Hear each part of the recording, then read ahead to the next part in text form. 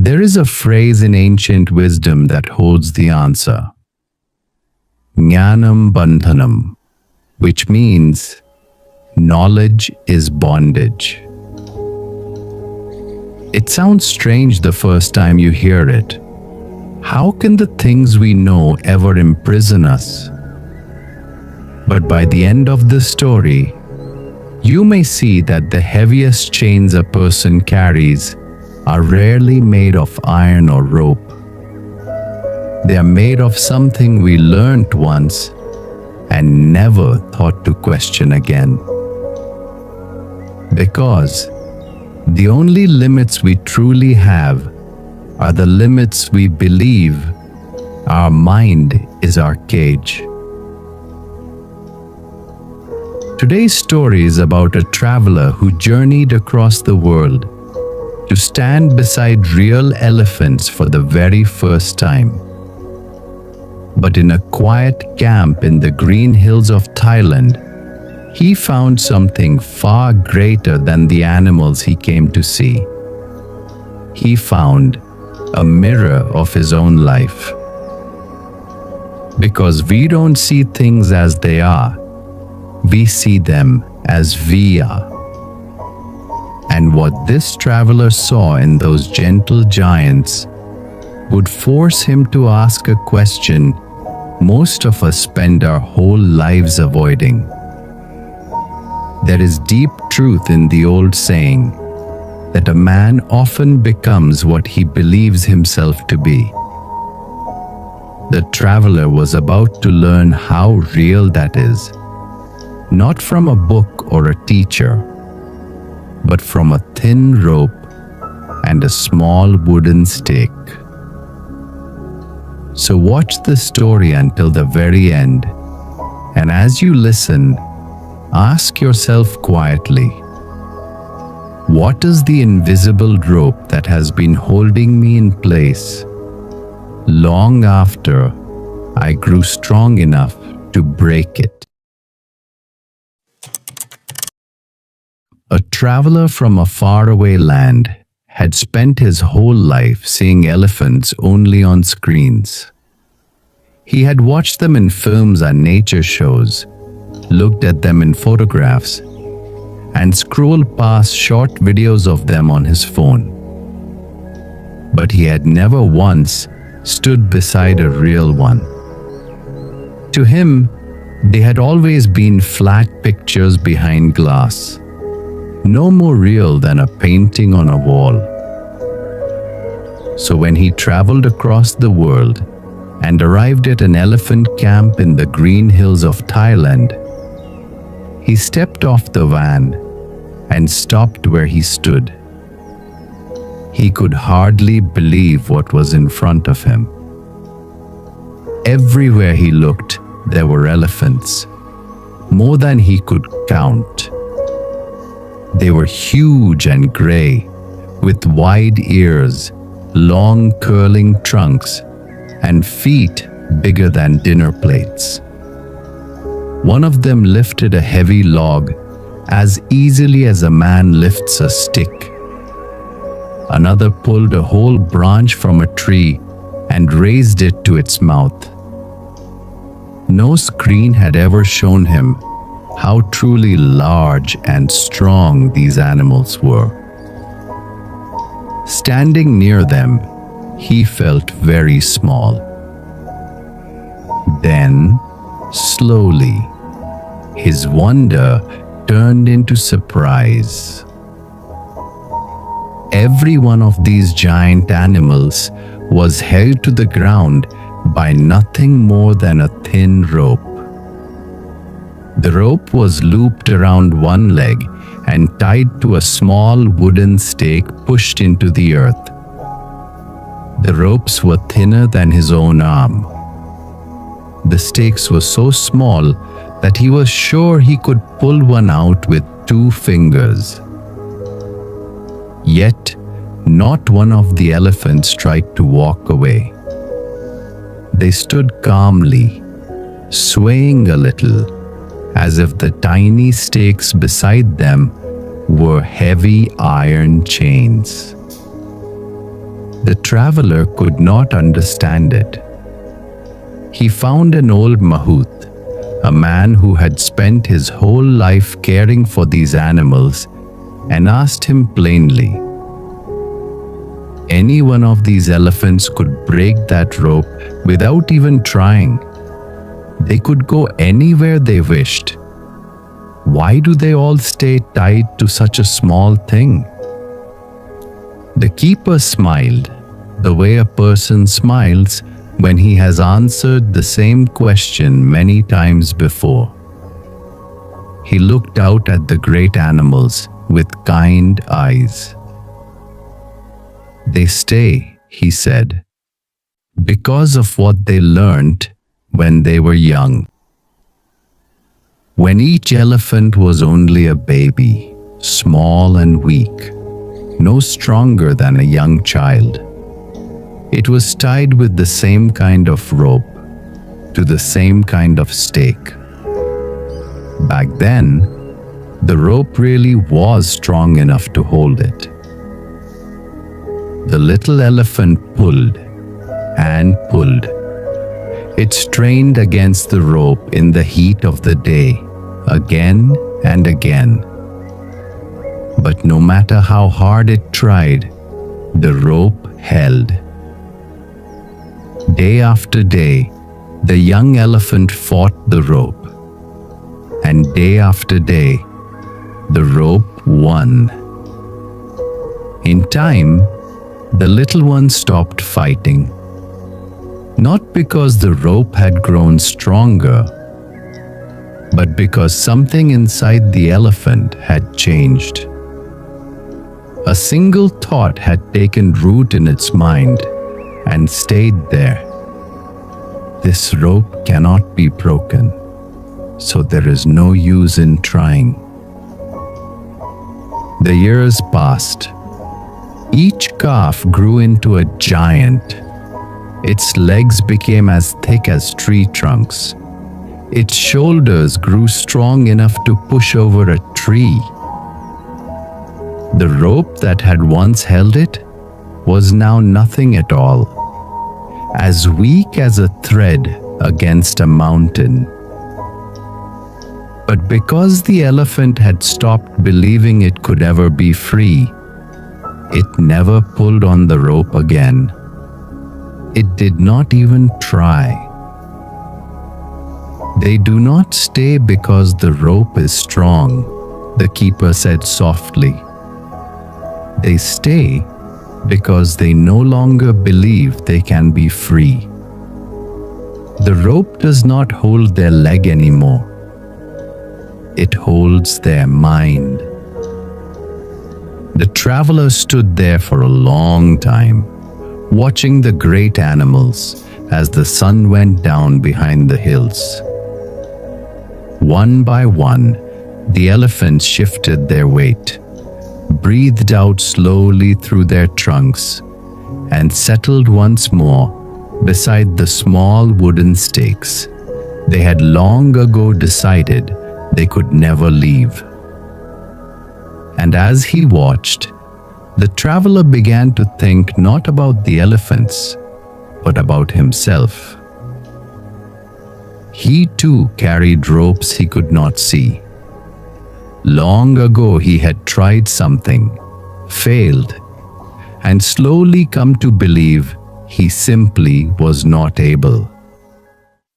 He had stopped trying and never tested that limit again, even as he grew. Like the elephants, he was no longer the small, weak person who had first failed. Yet he still lived as if that old defeat were true. Then he understood. It was not the rope that held the elephant. It was what the elephant knew. Its certainty that the rope could not be broken. That single old piece of knowledge had become the real chain. The very thing it had learned was the thing that now held it fast. He turned to leave with one quiet thought. The limits we believe in can hold us more tightly than any chain. So before we ever decide that something is impossible, we should test it once more and find out whether the rope still holds us or only the memory of it. For the strength to break free may already be within us, waiting only for the courage to try. The elephant in the story was never truly held by the rope. It was held by a single belief, formed when it was small and weak. I cannot break free. The rope had long stopped being strong enough, but the elephant had stopped fighting it. And this is the quiet tragedy of so many human lives. We are not held back by what is actually impossible. We are held back by what we have decided is impossible. The Buddha said it simply: we are what we think. All that we are arises with our thoughts, and with our thoughts, we make the world. And again, the mind is everything. What you think, you become. The elephant became what it believed: small, helpless, unable. And so do we. When we tell ourselves we are not smart enough, not strong enough, not good enough, we are not describing reality. We are building a cage. As the writer Richard Bach put it, argue for your limitations, and sure enough, they're yours. What once held you may no longer hold you. The elephant was right to give up as a calf. The rope genuinely was stronger than it then. The failure wasn't in stopping. It was in never checking again once it had grown. We do the same. We carry forward conclusions from a weaker, younger, less capable version of ourselves and treat them as permanent truth, never noticing how much we've changed. Defeat becomes a belief, and the belief becomes the real cage. One failure is an event. Repeated failure can quietly become an identity. This can't be done. I'm not the kind of person who can. Once that thought settles in, we stop trying, and the not trying is what actually keeps us stuck. The rope holds the leg for only a season. The memory holds it for life. Freedom usually begins with a single honest pull. The elephant could be free the moment it chose to lean into the rope again. The lesson isn't you can do anything. It's gentler and truer. Don't let an old verdict decide your present without re-examining it. Strength you didn't have then may already be yours now. The only way to find out is to test the thing you've assumed you can't move. Think about your own life for a moment. What did you try once, long ago, that did not work? Maybe you failed an exam, faced a rejection, lost something that mattered, or heard someone tell you that you would never amount to much. And maybe, like the elephant, you pulled against that rope a few times, felt it hold, and quietly stopped trying. But here is the truth you may have forgotten. You are no longer the small, weak version of yourself that first failed. You have grown. You have learned. The rope that held you then may be nothing more than a thread today. Limits, like fears, are often just an illusion, kept alive only because we refuse to test them.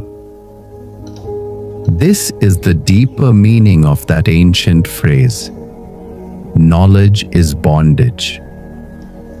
The very thing the elephant learned became the chain that held it. What we know about ourselves, our certainty about what we cannot do, is often the prison we never think to question. But Emerson reminds us that what lies behind us and what lies before us are tiny matters compared to what lies within us. The strength to break free is already inside you. It always has been. So here is what you can do, starting today. Pick one rope, one thing you decided long ago that you simply could not do, and test it again, just once. Apply for the thing you assumed you would never get. Speak the words you have been too afraid to say.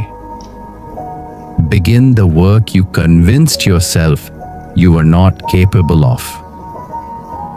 You may be surprised to find the stake lift out of the ground with the gentlest pull, because it always seems impossible until it is done. So whatever rope you have been tied to, pull against it one more time and never give up. Don't be bound by yesterday's limits. The strength to break free may already be there, waiting for you to try. Now I want to hear from you. What is one invisible rope you have been tied to for too long? One limit you are finally ready to test. Write it in the comments below. And let it become a promise you make to yourself today. We create these wisdom stories for all of us. Most of us are already wise enough to know these truths deep down. We have simply forgotten them somewhere along the way, buried beneath the noise and rush of busy life. Through these stories, we try to bring back a little hope, a smile, a moment of happiness and quiet joy. And we need your support to spread that happiness to the world. If this story spoke to something inside you, please like and share this with you so it can reach someone who has been standing still beside a stake they have long outgrown. And if you haven't already, subscribe to our channel and turn on notifications so we can keep walking this journey of reawakening forgotten wisdom together. I'll be back again with another powerful story. Until then, be patient, stay grateful, and remember, the rope that once held you may have no hold on you at all. The strength to break free has been within you all along. You only have to try.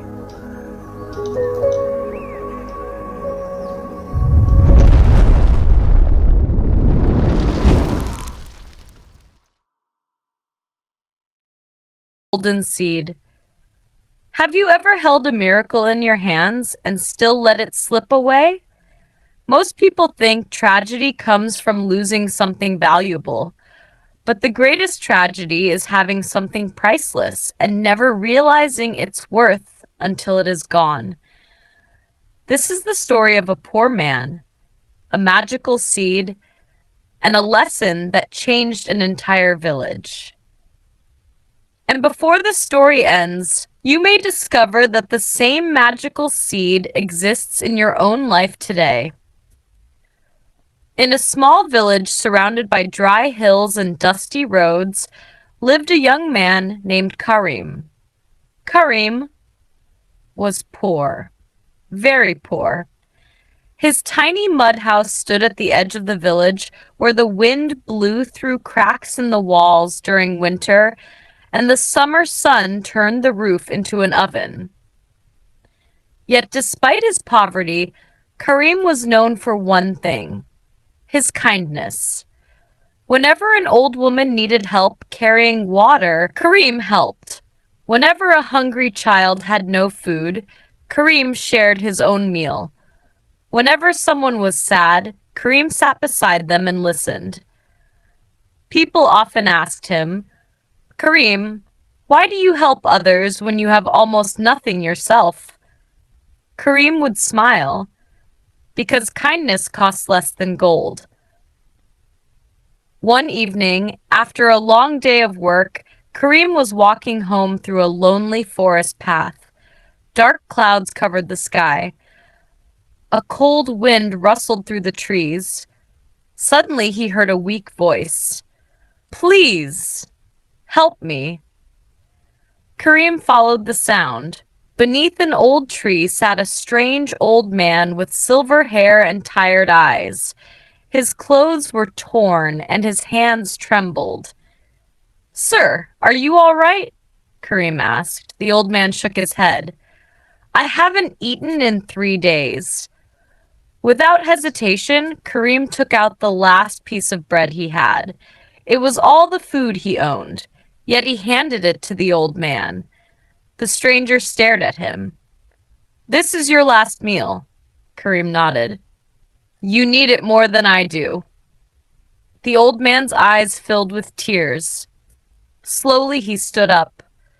Then something impossible happened. A golden light surrounded him. The torn clothes disappeared. His bent back straightened. His eyes began to shine like stars. Karim stepped backward in shock. The old man smiled. "You have passed a test. Who are you?" "I am a guardian of wisdom." The old man opened his hand. In his palm rested a tiny golden seed. It glowed softly like sunlight trapped inside a pearl. "This seed is magical." Karim stared at it. "What does it do?" The guardian replied, "This seed represents opportunity." Karim listened carefully. "If you plant it before the next full moon and care for it every day, it will grow into a tree that bears golden fruit. Each fruit will become a blessing in your life." Karim's eyes widened. "Then I can finally escape poverty." "Yes," said the guardian, "but remember one thing." "What is it?" "The seed must be planted soon. Opportunity loses power when it is ignored." The guardian placed the seed in Karim's hand. Then he vanished into the night. Karim stood frozen beneath the trees. The golden seed glowed warmly in his palm.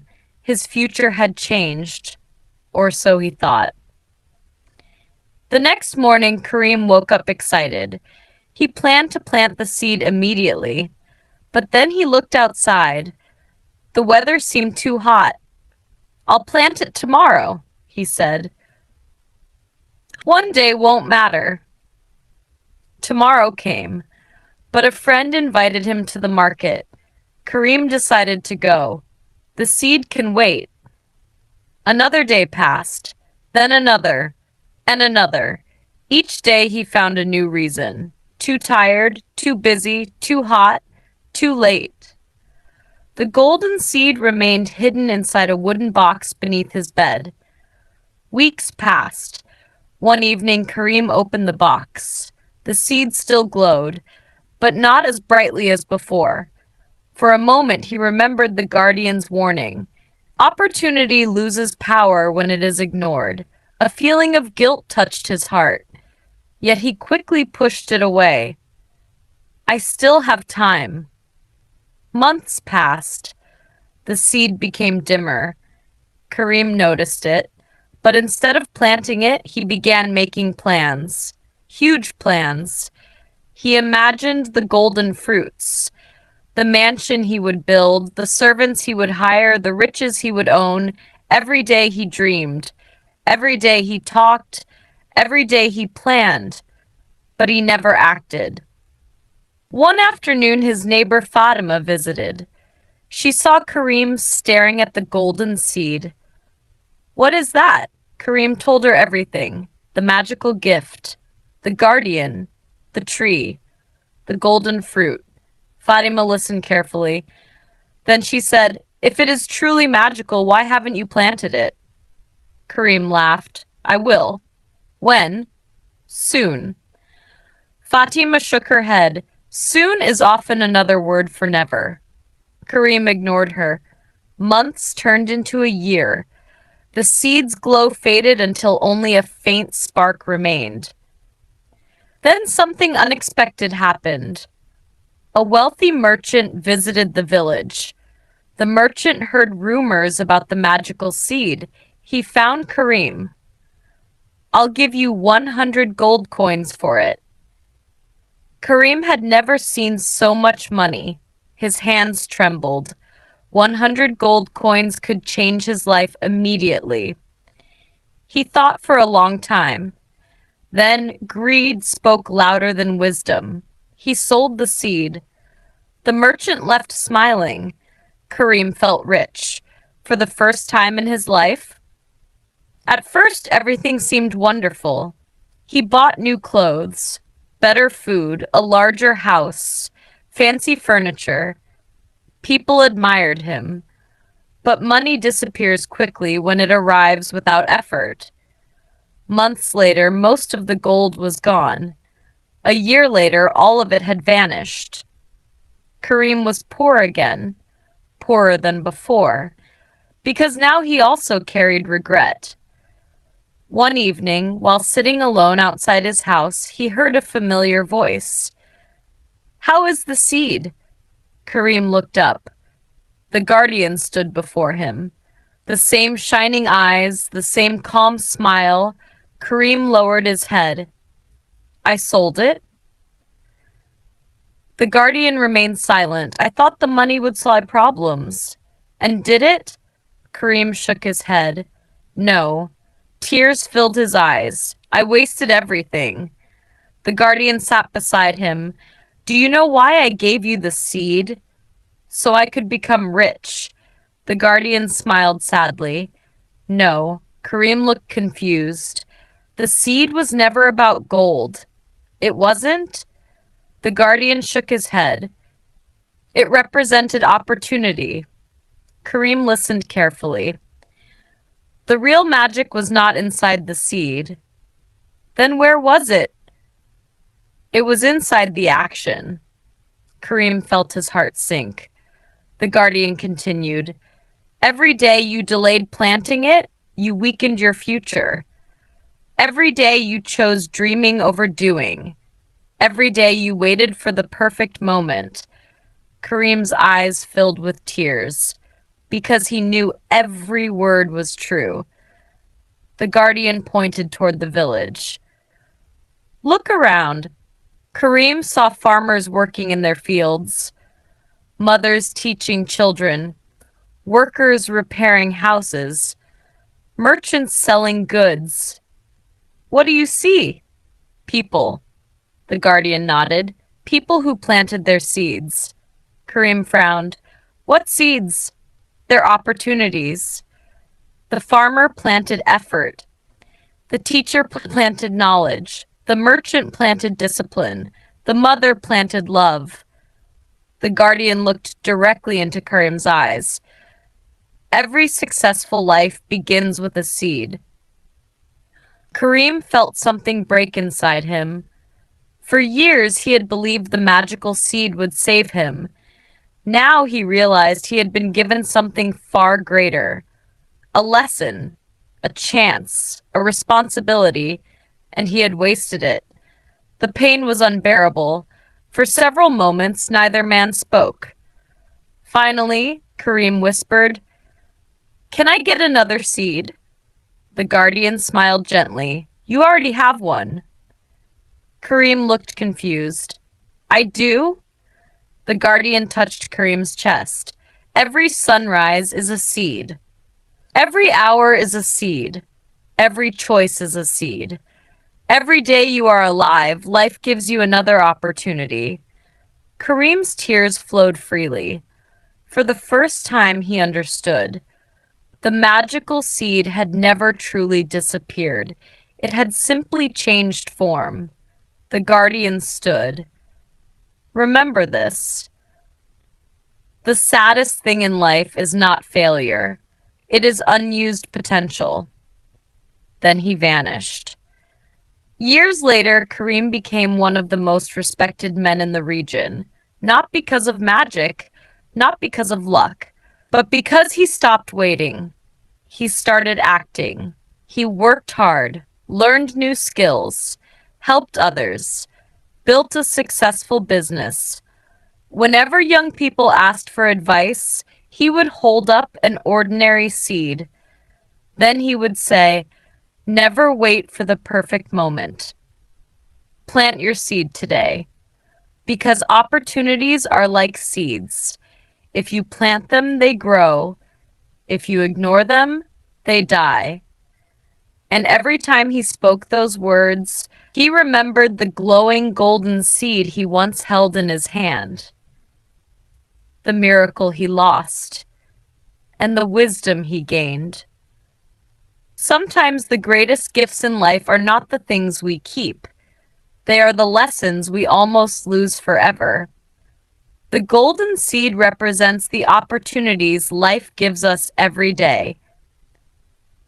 Like Kareem, many people wait for the perfect moment, make excuses, or trade long-term growth for short-term comfort. The real magic is not in the opportunity itself, but in taking action. A seed that is never planted can never become a tree. In the same way, dreams without action remain only dreams.